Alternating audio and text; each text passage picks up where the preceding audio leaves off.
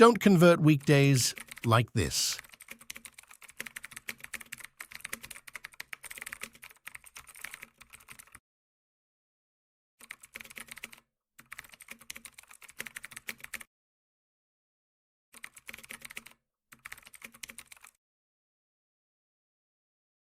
Instead, use this formula.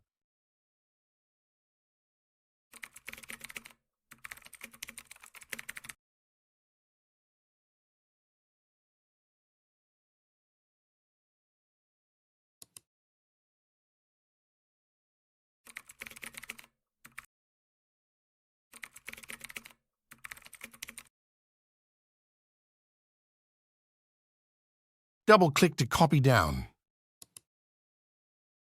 Here you can see your result. Thanks for watching my videos.